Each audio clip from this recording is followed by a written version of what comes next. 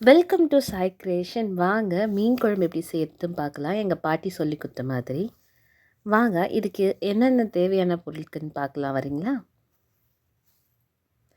புளி நான் ஒரு பெரிய லெமன் சைஸ் அளவுக்கு தண்ணியில் ஊற வச்சுருக்கேன். அதுக்கப்புறம் 4 தக்காளி எடுத்துக்கினேன். அப்புறம் சின்ன வெங்காயம் நல்லா ஒரு 20 போல் எடுத்து வச்சுருக்கேன். கொஞ்சமாக 2 பச்சை மிளகா, கொஞ்சம் கொத்தமல்லி, கருவேப்பிலை, அப்புறம் நல்லா ஒரு 2 பல் பூண்டு ஃபுல்லாக எடுத்துருக்கேன். வாங்க எப்படி செய்யலாம் பார்க்கலாம். முதல்ல ஒரு கடாயில் ஆயில் ஆட் பண்ணிக்கிறேன். நல்லெண்ணெய் வச்சு செஞ்சிங்கன்னா சூப்பராக இருக்கும். ஸோ என்னென்ன போடுறோம் பார்க்கலாம் வாங்க. எண்ணெய் சூடான பிறகு கடுகு, கொஞ்சோண்டு மிளகு, வெந்தயம், அப்புறமா கொஞ்சோண்டு உளுந்து, சீரகம் போட்டு தாளிப்புக்கு எடுத்துக்கினேன். பூண்டு ஆட் பண்ணிக்கினேன். அது கூடயே வெங்காயமும் பச்சை மிளகாவும் ஆட் பண்ணிக்கிறேன். இது நல்லா இந்த எண்ணெயிலேயே வதக்கி விடலாம்.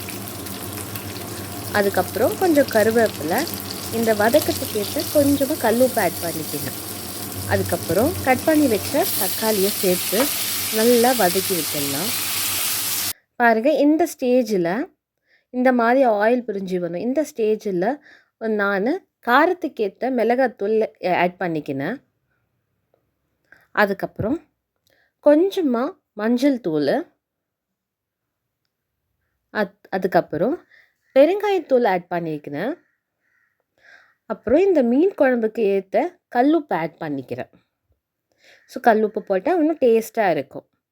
ஸோ இதை இந்த ஆயில்லையே அப்படியே வதக்கி விடலாங்க. ஏன்னா இந்த ஸ்மெல் போகிற அளவுக்கு நல்லா இந்த மிளகாத்தூள் ஸ்மெல் போகிற அளவுக்கு இந்த ஆயிலே அப்படியே வதக்கி விடலாம். இது நல்லா வதங்கின பிறகு கொஞ்சம் தண்ணி ஆட் பண்ணிக்கிறேன். நல்லா தண்ணி ஆட் பண்ணி இதை நல்லா இதுக்குள்ளேயே மிக்ஸ் பண்ணி விடலாம். நல்லா மிக்ஸ் பண்ணி விட்டு ஃபுல்லாக கொதிக்க விடலாம். அது கூட நான் புளி ரெடி பண்ணி வச்சுருக்கேன் பாருங்கள், அதோடைய தண்ணியை ஆட் பண்ணிக்கிறேன். இப்போது நல்லா இதையும் சேர்த்து கொதிக்க திக்காக ஆக்கணும். கொஞ்சம் நேரம் லிட் க்ளோஸ் பண்ணி வைக்கிறேன். ஏன்னா திக்காக ஆகணும். பாருங்களேன் எப்படி எண்ணெய் பிரிஞ்சு வந்துக்குது.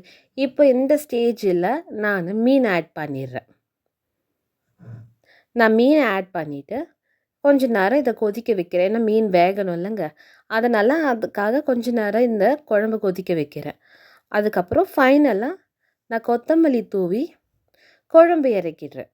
பாருங்கள், இந்த வீடியோ உங்களுக்கு பிடிச்சிருந்தா லைக் பண்ணுங்கள், ஷேர் பண்ணுங்கள், சப்ஸ்கிரைப் பண்ணுங்கள். தேங்க்யூ. நெக்ஸ்ட் வீடியோவில் பார்க்கலாம். பாய்.